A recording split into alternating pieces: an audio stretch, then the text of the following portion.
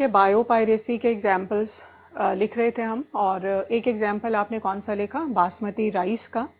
Second example लिखो biopiracy का। Second example turmeric.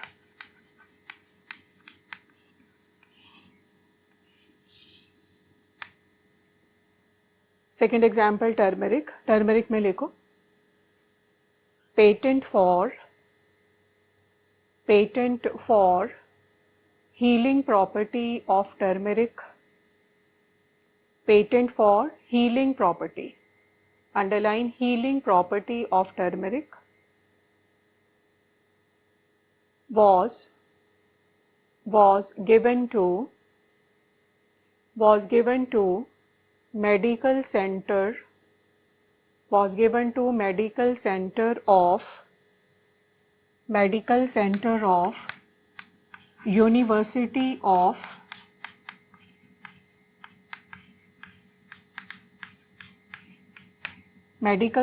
of University of Mississippi. Patent for healing property of turmeric was given to Medical Center of University of Mississippi. ठीक है, 2 line छोड़ो। Third example neem. Third example आ जाएगा नीम। नीम के आगे लिखो patent for fungicidal property of neem. Underline करना आपको fungicidal property. Patent for fungicidal property of neem was given to US Department of Agriculture. Was given to US Department of Agriculture. Bracket में लिख लेना traditional knowledge of India. Even turmeric वाला भी क्या है, traditional knowledge of India. Traditional knowledge of India. Traditional knowledge of India. 2 line छोड़ो, अगला देखो next example jamun and bitter gourd. Jamun and bitter gourd करेला। जामुन एंड बिटर गॉड। इसमें लिखो patent for anti-diabetic property. Patent for anti-diabetic property of these plants. Patent for anti-diabetic property of these plants is outside India. Is outside India. Is outside India. Next example देखो ब्रेजीन protein. Next example आएगा ब्रेजीन protein. इसमें लिखो West African plant. West African plant, comma, Pentadiplandra,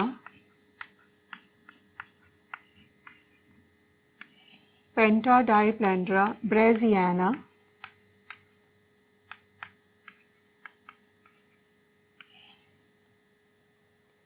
West African plant, Pentadiplandra brasiliana.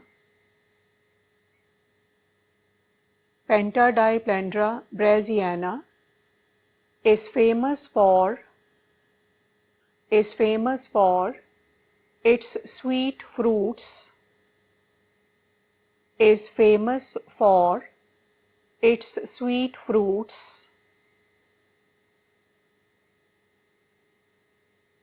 Sweetener is Brazine protein. Sweetener is brazine protein, which is low calorie sweetener. Underline brazine protein, underline low calorie sweetener, which is low calorie sweetener. अगली line में patent for brazine protein. Patent for brazine protein was granted to American company. Was granted to American company. Was granted to American company. अगली line में this company developed synthetic gene. This company developed synthetic gene for brazine protein. Company developed synthetic gene for brazine protein and took patent for gene also. And took patent for gene also. Took patent for gene also मतलब even gene का patent जो है वो company के पास है and ब्राजीन protein का patent भी उसी कंपनी के पास है. अगली लाइन में लिखो इन अ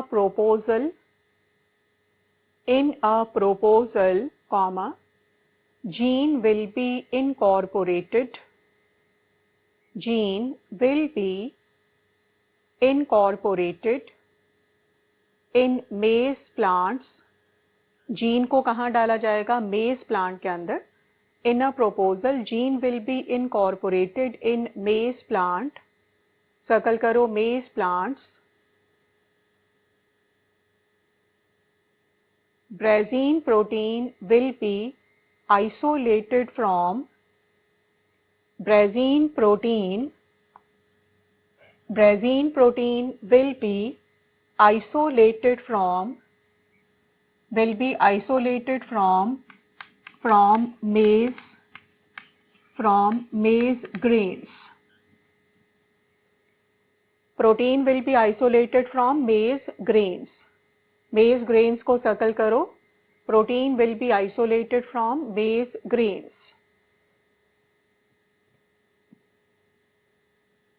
ओके सो यहाँ पे बायोपायरेसी के एग्जाम्पल्स ओवर हैं. अब आप 2-3 लाइन छोड़ो और अगला हेडिंग लिखो बायो वॉर. नेक्स्ट हेडिंग आ जाएगा बायो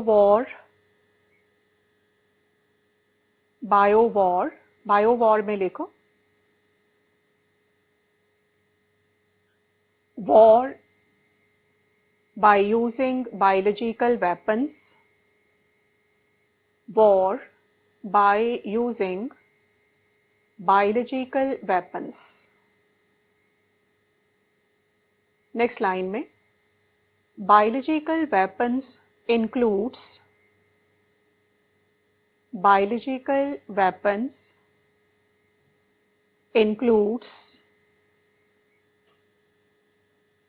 pathogenic microorganisms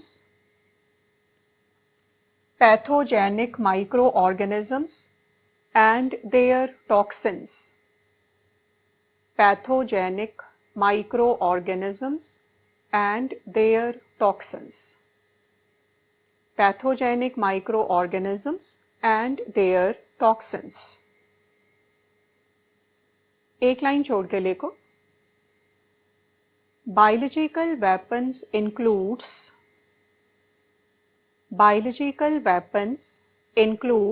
underline करो biological weapons includes number 1 pathogenic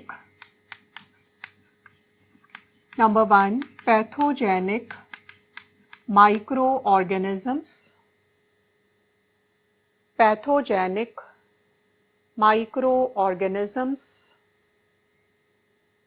Number 2, toxins. Toxins of pathogenic microorganisms. Toxins of pathogenic microorganisms. Number 3, fungal toxins. Bracket में aflatoxins. Fungal toxins, aflatoxins. Fungal toxins, aflatoxins. अगला pathogenic fungi. Pathogenic fungi, etc. Pathogenic fungi, etc. अब आप 2 line छोड़ो, 2 line छोड़ने के बाद लिखो, biological weapons are in great demand because biological weapons are in great demand because, line को underline करो, biological weapons in great demand because, अगली लाइन में number 1, these are invisible, underline invisible.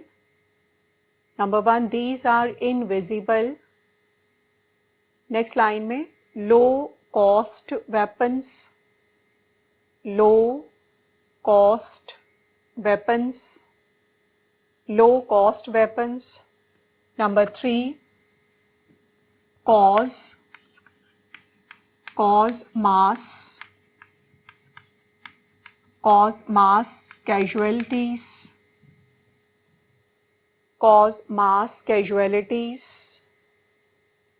तीनों को एक कॉमन सर्कल में ले लो, low cost weapons, invisible and cause mass casualties. आगे 2 लाइन छोड़ के लिखो, potential bio weapons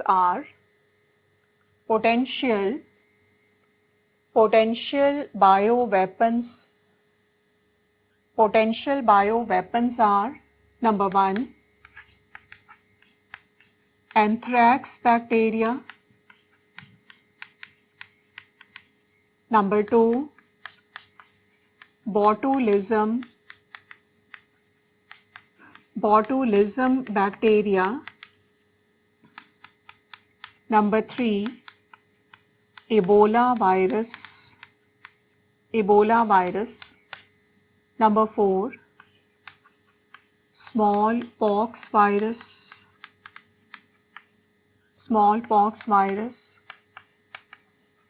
Aflatoxins.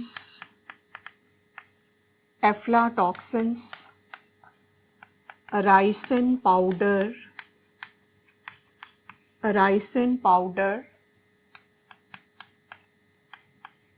Then Rocky Mountain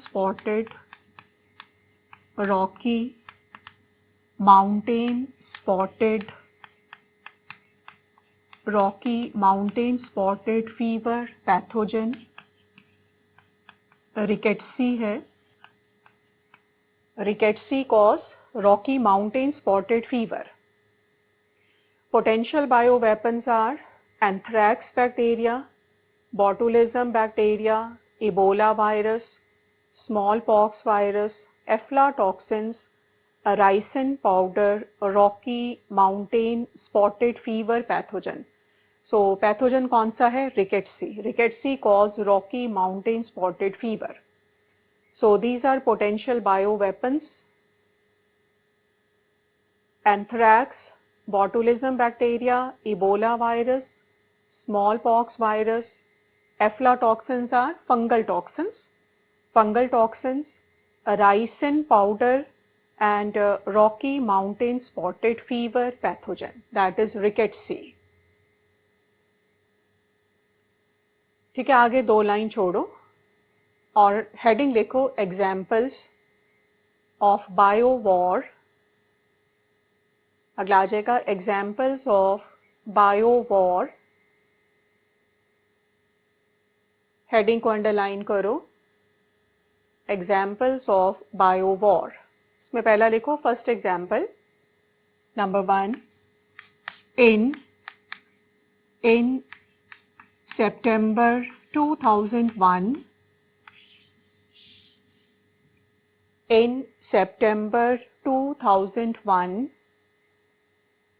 comma, letters contaminated with anthrax bacteria, letters contaminated with anthrax bacteria, underline anthrax, letters contaminated with anthrax bacteria were distributed in offices of America, were distributed in offices of America।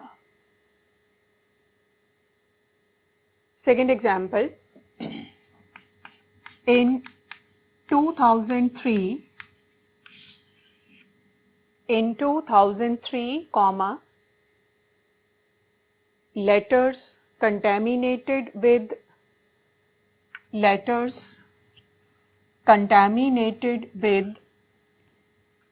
ricin powder, letters contaminated with ricin powder were delivered in White House।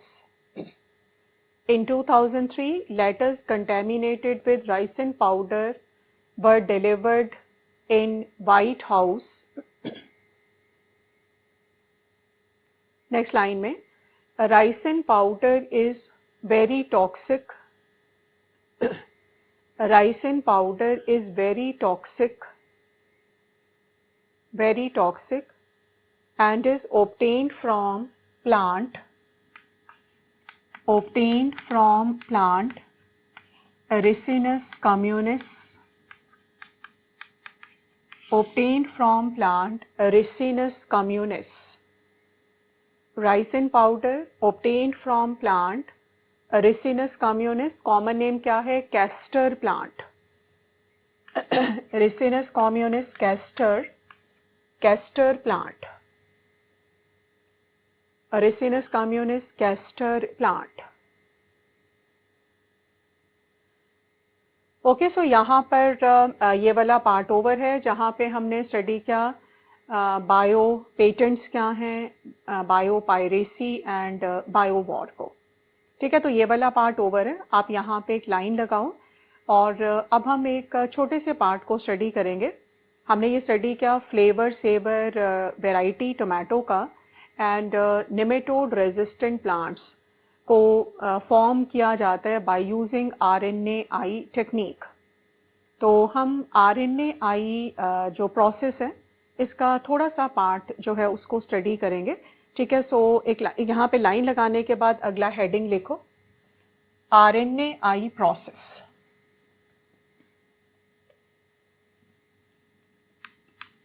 Heading आ जाएगा RNAi process in eukaryotes।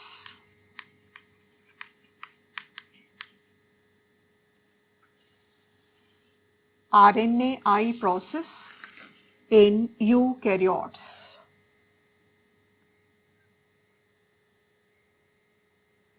ठीक है, सारे एक बार ना जरा black board पे ध्यान दो।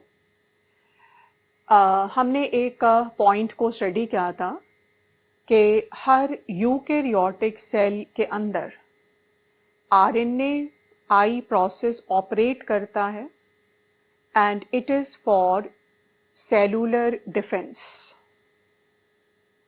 मतलब हमारे हर सेल के अंदर RNAi process is running and it is a method या it is a process for cellular defence.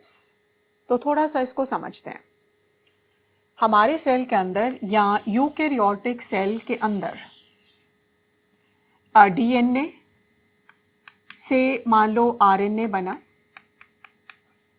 अगर ये आरएनए म्यूटेटेड बना है, अगर ये आरएनए एबनॉर्मल बना है, तो इस आरएनए पर कॉम्प्लीमेंट्री आरएनए आके इसको हाइब्रिडाइज करेगा। कॉम्प्लीमेंट्री आरएनए जो सेल के अंदर प्रेजेंट होता है, वो इस आरएनए के साथ हाइब्रिडाइज हो जाता है। अब ये जो म्यूटेटेड आरएनए है, इससे प्रोटीन फॉर्म नहीं होगा, मतलब सेल के अंदर एबनॉर्मल प्रोटीन का फॉर्मेशन नहीं होता, and cell remain protected from diseases, for example cancer also. हमने ये स्टडी किया कि अगर डीएनए में मान लो कोई म्यूटेशन होता है और उस म्यूटेटेड डीएनए से जो भी आरएनए बना, वो आरएनए अगर म्यूटेटेड है या फिर आरएनए में ही अगर म्यूटेशन हुआ है, अगर आरएनए एबनॉर्मल बना, अगर आरएनए म्यूटेटेड बना, तो कई बार जो है वो ये म्यूटेटेड आरएनए के साथ कॉम्प्लीमेंट्री आरएनए आकर हाइब्रिडाइज हो जाता है, जिसकी वजह से mutated RNA fail to produce protein, so abnormal proteins are not formed in cell and cell remain protected from diseases like cancer. Now question is कि ये जो complementary RNA है, वो सेल के अंदर आता कहाँ से है? What is source of this complementary RNA or what is source of this antisense RNA? तो इस कॉम्प्लीमेंट्री आरएनए के बड़े सारे सोर्सेज हैं। हम यहाँ पे दो सोर्सेज को ले रहे हैं कि ये कई बार जब सेल को वायरस अटैक करता है और अगर ये वायरस आरएनए वायरस है, तो वायरस अंदर आके जो है इसका कैप्सिड कैप्सोमर्स में ब्रेक हो जाता है और वायरस का जो न्यूक्लिक एसिड है, मान लो आरएनए, वो रिलीज हो जाता है सेल के अंदर, और कई बार वायरस का आरएनए कॉम्प्लीमेंट्री आरएनए की तरह काम करता है। So one source of complementary RNA is virus having RNA genome, एक ऐसा वायरस जिसका जेनेटिक मटेरियल क्या है, आरएनए है। And second source is transposons. What is transposons? That is jumping genes, ऐसी जंपिंग जीन्स जो आरएनए को फॉर्म करते हैं। तो मैं थोड़ा सा वो आपको वो वाला पार्ट हम समझेंगे यहाँ पर, इतना पार्ट हम दोबारा से ले लेते हैं। हमने ये स्टडी किया हर यूकैरियोटिक सेल के अंदर आरएनए-आई प्रोसेस जो है वो ऑपरेट होता है और इसकी वजह से सेल डिजीजेस से जो है उसको सेल के अंदर मतलब यहाँ बॉडी के अंदर डिजीज नहीं होता। एंड जब भी एबनॉर्मल आरएनए बनेगा सेल के अंदर अगर उस समय कॉम्प्लीमेंट्री आरएनए प्रेजेंट हैं, तो वो कॉम्प्लीमेंट्री आरएनए म्यूटेटेड आरएनए के साथ हाइब्रिडाइज हो जाते हैं, एबनॉर्मल प्रोटीन फॉर्म नहीं होता, जिसकी वजह से डिजीज अपेयर नहीं होता। नाउ क्वेश्चन इज कि what is source of this complementary RNA? So many sources are there, जिसमें से एक सोर्स आपने पढ़ा कि कई बार जो वायरस आरएनए वायरस होता है, वो आरएनए वायरस जब सेल को अटैक करता है और अपने आरएनए को अंदर सेल के अंदर रिलीज करता है, तो यही वायरस का आरएनए किसकी तरह काम कर जाता है? कॉम्प्लीमेंट्री आरएनए की तरह काम कर जाता है।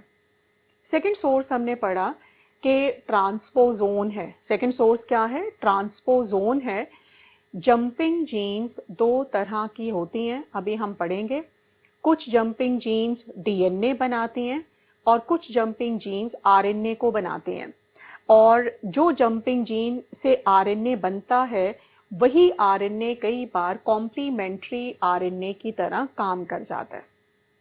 उस वाले पार्ट को आप स्टडी करोगे, ठीक है। हम पहले इतना ये वाला पार्ट हम ले लेते हैं, ठीक है। तो आप इसमें लिखो, इसमें पहली लाइन लिखो, in all eukaryotic cells,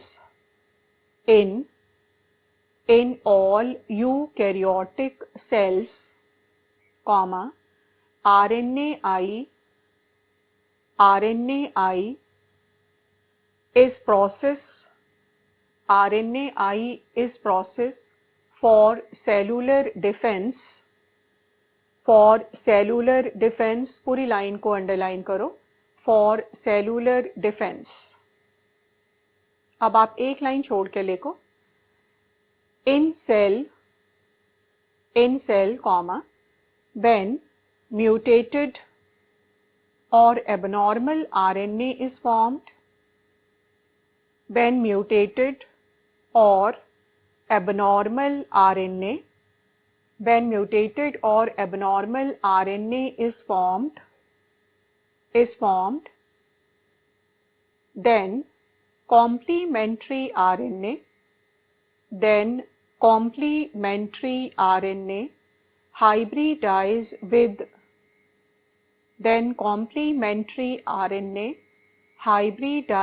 with mutated RNA. Complementary RNA hybridize with mutated RNA, due to which mutated RNA fails to produce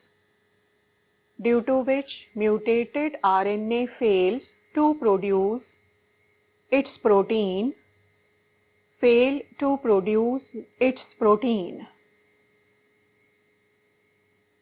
Abnormal protein is not formed in cell. Abnormal protein is not formed in cell, and therefore body remains protected from various diseases.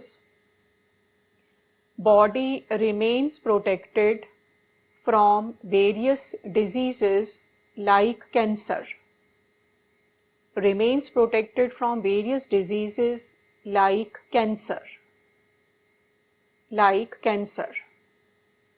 अब आप एक line छोड़ो, उसके बाद देखो, heading लिखो, source of complementary RNA in cell. Source of complementary RNA in cell.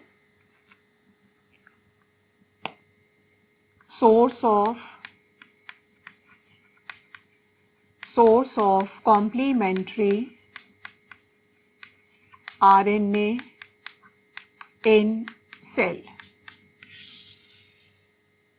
Source of complementary RNA in cell. ठीक है, इसमें लिखो, source could be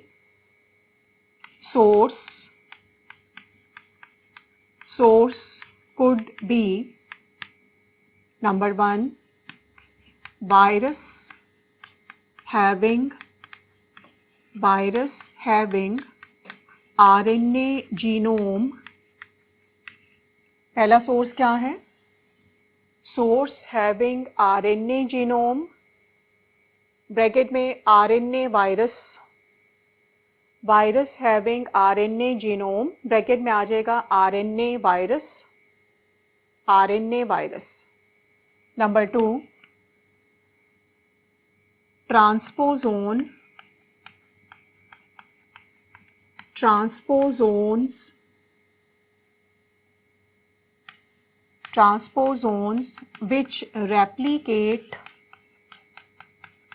which replicates via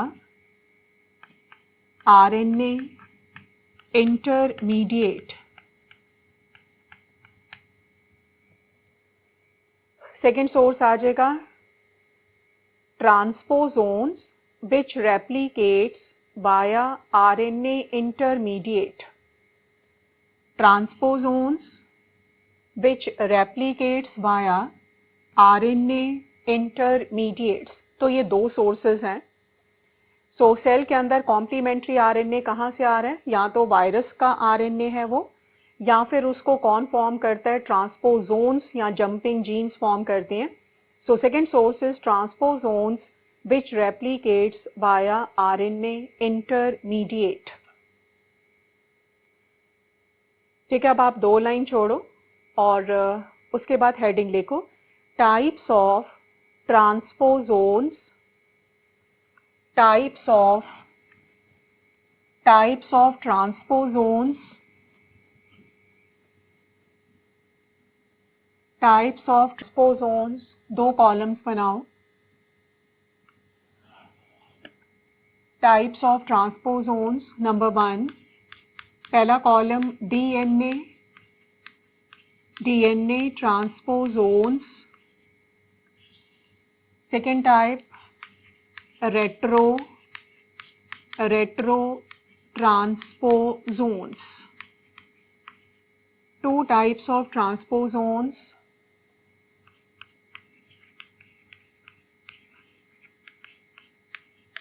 Types of transposons. Number 1, DNA transposons.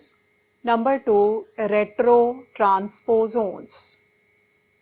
Retrotransposons. एक बार ना जरा सारे black board पर ध्यान दो। ये डीएनए हो गया और मान लो इस डीएनए में ये जंपिंग जीन है, ट्रांसपोजोन है, एंड व्हाट इज ट्रांसपोजोन और jumping gene? Which can move from one place to other place in DNA. ये ट्रांसपोजोन अपनी कॉपी बनाता है और किस फॉर्म में कॉपी बनाता है? डबल स्ट्रैंडेड डीएनए की फॉर्म में। डबल स्ट्रैंडेड डीएनए मतलब ट्रांसपोजोन अपनी कॉपी बनाता है और फिर ये ट्रांसपोजोन की कॉपी जो है वो मेन डीएनए में इनकॉर्पोरेट हो जाती है। कहाँ पे इनकॉर्पोरेट हो जाती है? मेन डीएनए में इनकॉर्पोरेट हो जाती है। रेट्रो ट्रांसपोजोन जो है ये डीएनए है और ये ट्रांसपोजोन है। ये ट्रांसपोजोन सिंगल स्ट्रैंडेड आरएनए को फॉर्म करता है, डीएनए को फॉर्म नहीं करता। किसको फॉर्म करता है? सिंगल स्ट्रैंडेड आरएनए को फॉर्म करता है। ये आरएनए रिवर्स ट्रांसक्रिप्शन को शो करता है। किसे शो करेगा? रिवर्स ट्रांसक्रिप्शन को शो करता है और ये सिंगल स्ट्रैंडेड डीएनए को फॉर्म करता है। अब यहाँ पे बन गया सिंगल स्ट्रैंडेड डीएनए। ये सिंगल स्ट्रैंडेड डीएनए अपना कॉम्प्लीमेंट्री स्ट्रैंड डेवलप करता है और ये बन जाता है डबल स्ट्रैंडेड डीएनए। अब ये डबल स्ट्रैंडेड डीएनए जो है वो मेन डीएनए में अपने आप को इनकॉर्पोरेट करता है। ये ट्रांसपोजोन है, जंपिंग जीन है। ये जंपिंग जीन आरएनए को फॉर्म कर रहे हैं। आरएनए सिंगल स्ट्रैंडेड ही है। आरएनए रिवर्स ट्रांसक्रिप्शन से डीएनए को फॉर्म कर रहे हैं। सिंगल स्ट्रैंडेड डीएनए का सेकेंड स्ट्रैंड बना, ये बन गया डबल स्ट्रैंडेड डीएनए। ये डबल स्ट्रैंडेड डीएनए मतलब इसकी कॉपी हो गया ना, ये इसकी कॉपी हो गया। तो डबल स्ट्रैंडेड डीएनए फाइनली जो है वो किसका पार्ट बन जाता है? मेन डीएनए का पार्ट बन जाता है। सो दीज आर ट्रांसपोजोन जो अपने आप को रेप्लिकेट करा रहे हैं via RNA intermediate, via RNA intermediate. मतलब जो ट्रांसपोजोन डीएनए बनाकर अपने आप को रेप्लिकेट करता है वो है डीएनए ट्रांसपोजोन। जो ट्रांसपोजोन आरएनए बनाकर अपने आप को रेप्लिकेट करता है दैट इज रेट्रो ट्रांसपोजोन। और ये जो आरएनए है, ये आरएनए कई बार किसकी तरह काम करता है? कॉम्प्लीमेंट्री आरएनए की तरह काम करता है। तो आपने स्टडी किया कि सोर्स ऑफ कॉम्प्लीमेंट्री आरएनए जो है it is transposon which replicates via RNA intermediate। तो यहाँ इनके जो RNA इंटरमीडिएट होते हैं वही किसकी तरह काम कर जाते हैं? कॉम्प्लीमेंट्री RNA की तरह काम करते हैं। ठीक है, सो अब आप दोनों डायग्राम्स बना लो। तो ये आ जाएगा ट्रांसपोजोन है, ट्रांसपोजोन, और ये क्या है? Copy, copy of ट्रांसपोजोन, copy of ट्रांसपोजोन। तो ये वाला ट्रांसपोजोन जो है वो डीएनए की फॉर्म में अपनी कॉपी बना रहे हैं। डीएनए को डायरेक्टली डीएनए बनाता है। वो अपनी कॉपी बनाने के लिए पहले आरएनए को फॉर्म करता है। तो ये आ जाएगा ट्रांसपोजोन,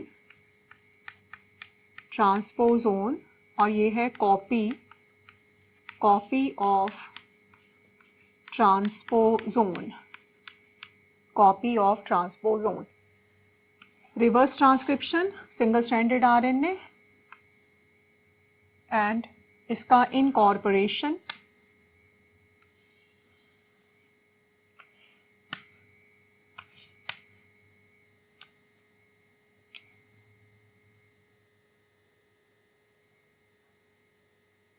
So two types of transposons. One is DNA transposon, one is a retrotransposon.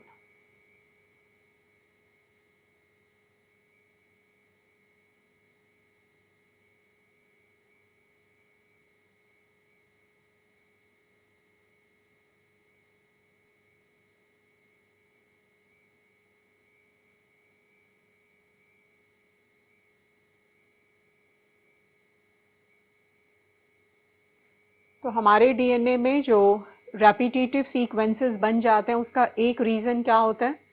Transposons उसका एक रीज़न है। अपनी ही कॉपी बनाते चले जाते हैं और वही कॉपी जो है वो किस में इनकॉर्पोरेट होती चली जा रही है? डीएनए के अंदर इनकॉर्पोरेट होती चली जाती है।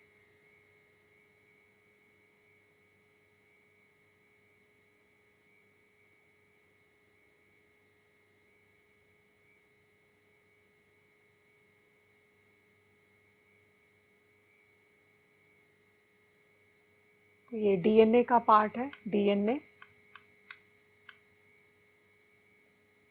DNA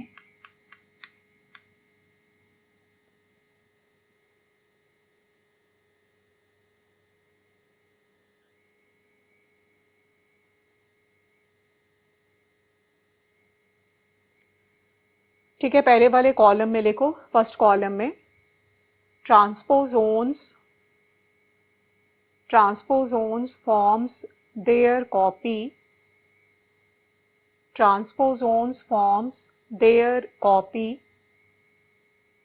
in form of double-stranded DNA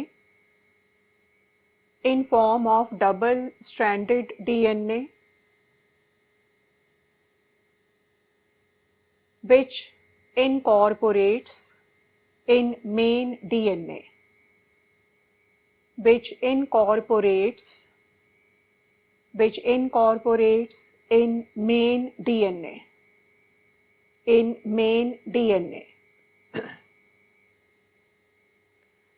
second column में लिखो, सेकेंड कॉलम में this transposon forms single-stranded RNA. This transposon forms single-stranded RNA,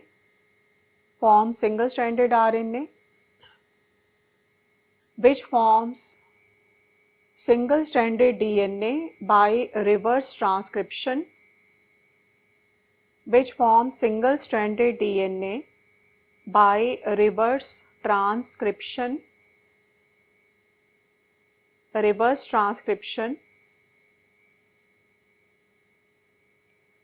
single-stranded DNA becomes double-stranded DNA. Single-stranded DNA becomes double-stranded DNA, which incorporates to main DNA,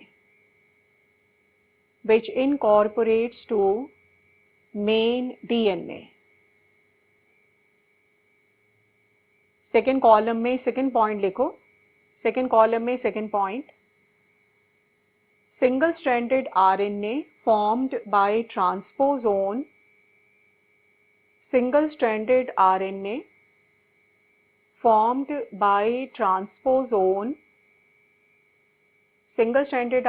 formed by transposon sometimes functions as complementary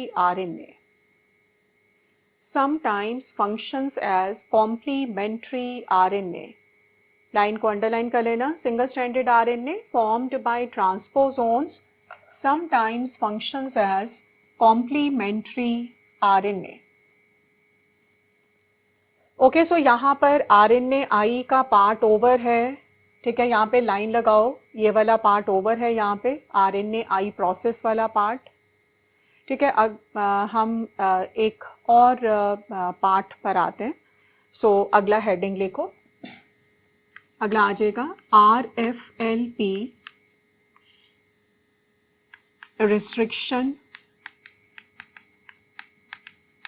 It is restriction length, restriction fragment, restriction fragment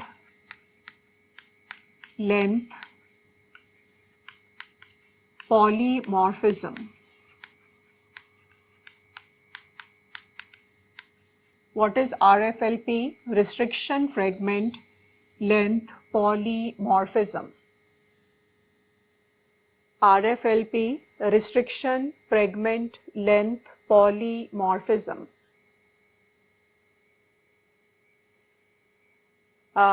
हम RFLP जो है method इसको use करते हैं to find out position of genes, मतलब gene को map करना, मतलब gene mapping. And RFLP is use to distinguish species, individual, population. ठीक है, सो पहला पॉइंट लिखो यहाँ पे. ठीक है, पहला लिखो RFLP is used in gene mapping. उसको अंडरलाइन करो.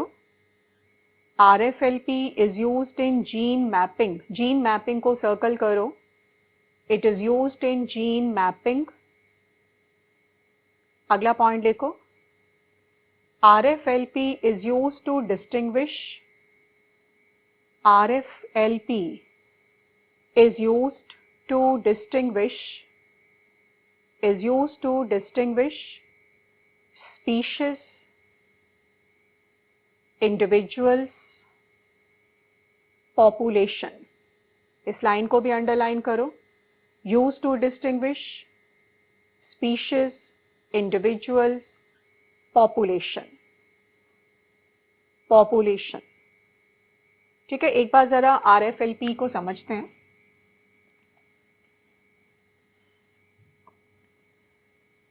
Individual A,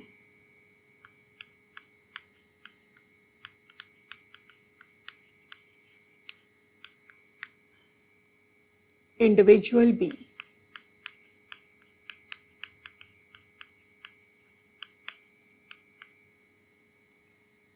दोनों का DNA आइसोलेट किया गया.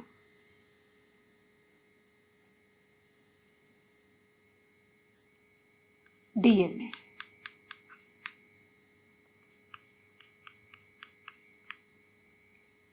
दोनों के DNA को दो रिस्ट्रिक्शन एंजाइम से मान लो हमने काटा.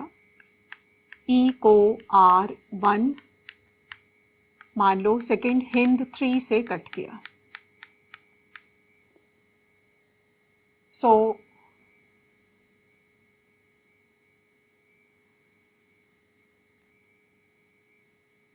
मान लो इसका टोटल है 1000 base pairs.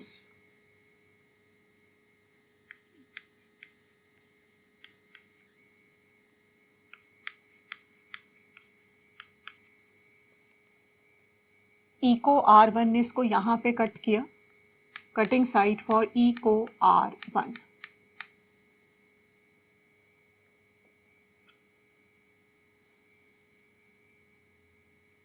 Cutting site for E को R1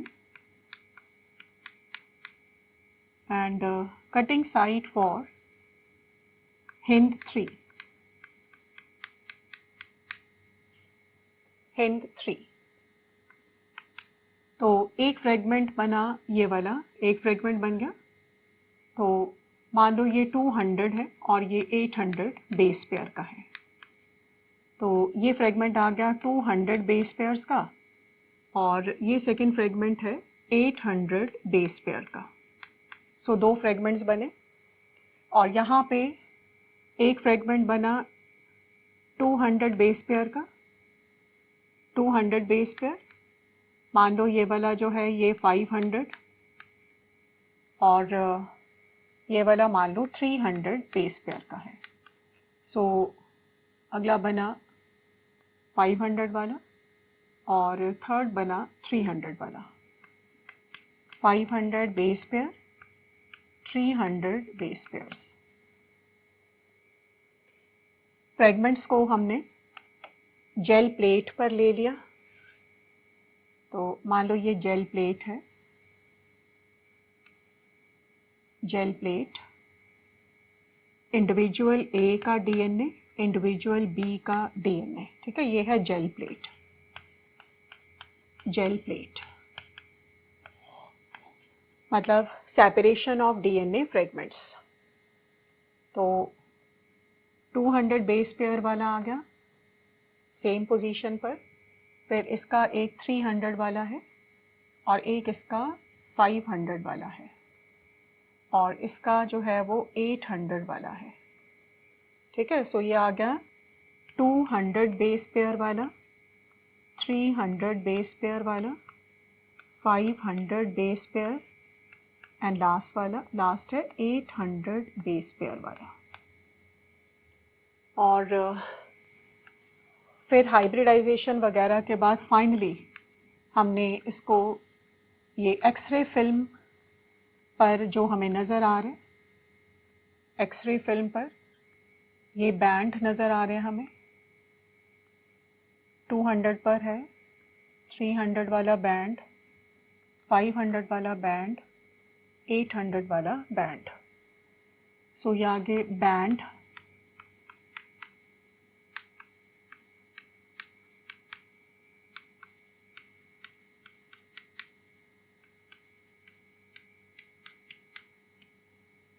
सो ये आगे डीएनए फिंगरप्रिंट्स,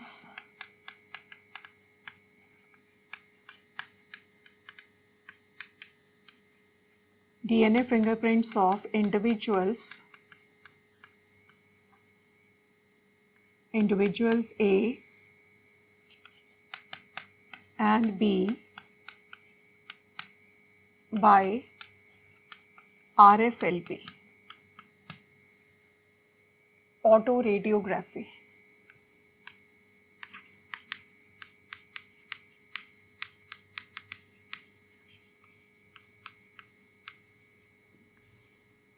एक्सरे फिल्म,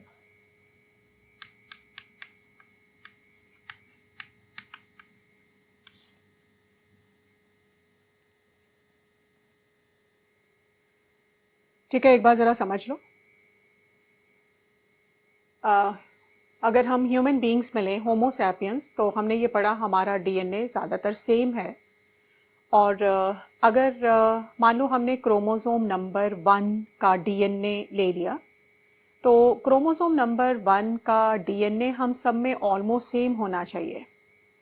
तो हमने दो इंडिविजुअल्स का क्रोमोसोम नंबर 1 का डीएनए लेकर और रिस्ट्रिक्शन एंडोन्यूक्लियस एंजाइम से उसको कट किया, ई को R1 से एंड हिंद 3 से। तो हमने देखा इंडिविजुअल 1 का जो डीएनए है, उसके डीएनए में इको R1 का साइट तो प्रेजेंट है, लेकिन वहाँ पे हिंद 3 का कटिंग साइट नहीं है, रिस्ट्रिक्शन साइट नहीं है। लेकिन इंडिविजुअल बी के डीएनए में हिंद 3 का रिस्ट्रिक्शन साइट जो है वो प्रेजेंट है। तो इंडिविजुअल ए में जो डीएनए के फ्रेगमेंट्स बने वो कितने बने? 2 फ्रेगमेंट्स बने। और यहाँ पे जो फ्रेगमेंट्स बने हैं वो 3 फ्रेगमेंट्स बने हैं, एक 200 बेस पेयर का, एक 500 बेस पेयर वाला और एक 300 बेस पेयर वाला। हमने दोनों के डीएनए को जो है वो जेल प्लेट के ऊपर फ्रेगमेंट्स को सेपरेट कर लिया। तो जेल प्लेट के ऊपर हमने ये स्टडी किया है कि जो हैवीएस्ट वाला डीएनए होगा वो कहाँ की तरफ जाएगा? Towards cathode. तो 800 बेस पेयर वाला सबसे बड़ा है, वो कहाँ पे नज़र आ रहा है आपको? दैट इज़ ये वेल वाली साइड है जहाँ से हम डीएनए को लोड करते हैं। और स्मॉलेस्ट वाला कहाँ पे रहेगा? स्मॉलेस्ट वाला टूवर्ड्स वेल रहेगा। सो 200 बेस पेयर वाला है और ये 800 बेस पेयर वाला है। फिर हम डीएनए के जो फ्रेगमेंट्स हैं इनको सदर्न ब्लॉटिंग करते हैं, हमने पढ़ा हुआ है सारा। इन फ्रेगमेंट्स को हम कहाँ पे ट्रांसफ़र करेंगे? नाइट्रोसेल्यूलोज मेम्ब्रेन या नाइलॉन की जो मेम्ब्रेन है। फिर प्रोब्स वगैरह से हाइब्रिडाइज करेंगे, क्योंकि अदरवाइज ये हमें जो है वो एक्सरे फिल्म पर नज़र नहीं आएंगे। तो हम इनको प्रोब के साथ हाइब्रिडाइज करने के बाद एक्सरे फिल्म का एक्सपोजर देंगे और एक्सरे फिल्म पर आपको इस तरह के बैंड्स नज़र आएंगे। तो एक्चुअल में जो बैंड हमें नज़र आ रहा है वो क्या है? वो रेडियो एक्टिव प्रोब है, जो कि किसके साथ हाइब्रिडाइज हो चुका है? इन फ्रेगमेंट्स के साथ हाइब्रिडाइज हो चुका है। तो जो है वो इंडिविजुअल ए में कितने फिंगरप्रिंट्स हमें नज़र आ रहे हैं? 2। और इंडिविजुअल बी में कितने नज़र आ रहे हैं? 3 नज़र आ रहे हैं।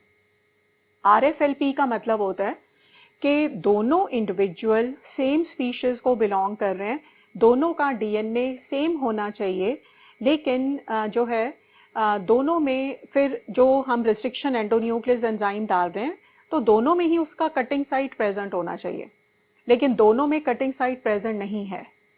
तो हम सेम एंजाइम यूज कर रहे हैं, लेकिन फिर भी दोनों इंडिविजुअल के डीएनए में जो फ्रेगमेंट्स बन रहे हैं उनका लेंथ अलग अलग बन रहा है। This is a restriction fragment length polymorphism. जब आप रिस्ट्रिक्शन एंडोन्यूक्लियस एंजाइम यूज करते हो अलग अलग इंडिविजुअल के डीएनए को कट करने के लिए, तो जो फ्रेगमेंट्स की लेंथ हमें मिलती है अलग अलग इंडिविजुअल में, वो कैसी मिलती है? डिफरेंट मिलती है। This is known as RFLP। Restriction enzyme को अगर हम यूज करें अलग अलग इंडिविजुअल के डीएनए को कट करने के लिए, तो अलग अलग इंडिविजुअल के डीएनए में जो फ्रेगमेंट्स बनेंगे उनका लेंथ वेरिएबल होगा। This is RFLP। एंड यहाँ पे HindIII का रिस्ट्रिक्शन साइट क्यों नहीं है? क्योंकि ये वाला पार्ट म्यूटेटेड है। हो सकता है यहाँ पे HindIII एंजाइम जिस सीक्वेंस को रिकॉग्नाइज कर रहा है वो सीक्वेंस जो है उसमें कहीं पे सब्स्टिट्यूशन है या डिलीशन है या कोई ट्रांसलोकेटेड पार्ट है। सो ड्यू टू म्यूटेशन यहाँ पे HindIII का कटिंग साइट क्या है? एब्सेंट है। ठीक है, सो इस तरह से हम RFLP को जो है वो परफॉर्म करते हैं। ठीक है, डायग्राम बना लो आप। आपको वैसे तो डेफिनेशन का आइडिया होना चाहिए। सो RFLP प्रोसेस में क्या क्या स्टेप्स आ जाएंगे? Number 1, separation of DNA. Number 2, digestion of DNA by restriction endonuclease enzyme. Number 3, अगला क्या आ जाएगा? Separation of fragments by gel electrophoresis. इसके बाद हम क्या करेंगे? Hybridization by radioactive probe. And last आ जाएगा auto radiography, that is exposure to x ray film. ठीक है, तो आप ये डायग्राम बना लेना और इसमें आप इसको लिख लो।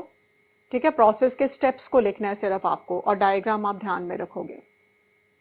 सो आप लिखो steps in RFLP process. Steps in RFLP process. Step number one, isolation of DNA. Isolation of DNA. Number 2, digestion of DNA by restriction endonuclease. Digestion of DNA. Digestion of DNA by restriction endonuclease.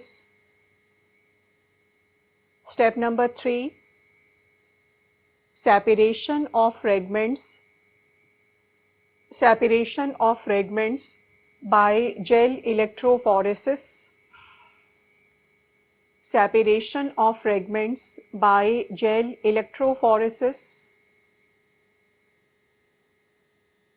आगे step number 4, hybridization with radioactive probes.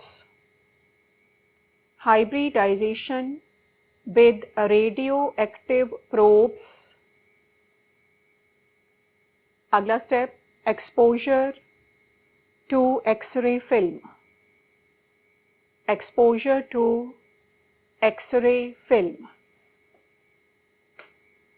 अब आप 3 line छोड़ो, उसके बाद लिखो, when DNA of different individuals is cut by same restriction endonuclease enzymes, cut by same restriction endonuclease enzymes, cut by same restriction endonuclease enzymes, then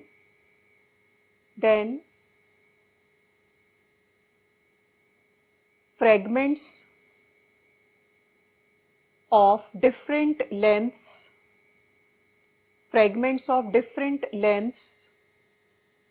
are formed in different individuals. different individuals. This is RFLP. This is RFLP. ठीक है, अब आप इसको note करो। ये आ जाएगा 1000 base pair का हमने ले लिया। मान लो क्रोमोसोम नंबर 1 का डीएनए है, 200 base pairs, 500 base pairs, 300 base pairs.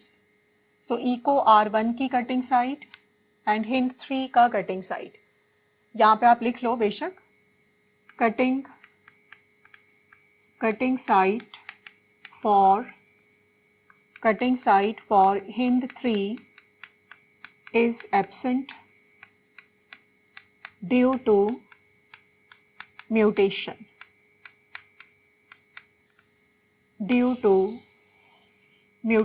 यहाँ पर Hind 3 cutting site for Hind 3 is absent due to mutation.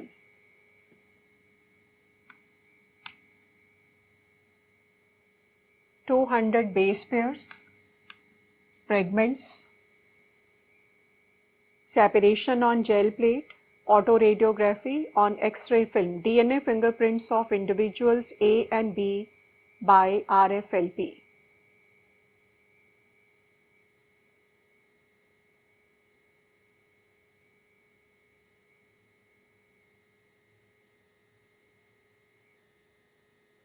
Okay, so यहाँ पे RFLP ओवर है और एनसीईआरटी में ना कुछ लाइंस पर कई बार क्वेश्चन आता है हमें, तो मैंने वो जो इम्पोर्टेंट लाइंस हैं उनको, उनका एक जो है वो नोट्स की फॉर्म में उनको बनाया, तो आप उनको जो है वो नोट कर लेना, जो इम्पोर्टेंट पॉइंट्स हैं। ठीक है, तो ये वाला पार्ट ओवर है यहाँ पे RFLP का।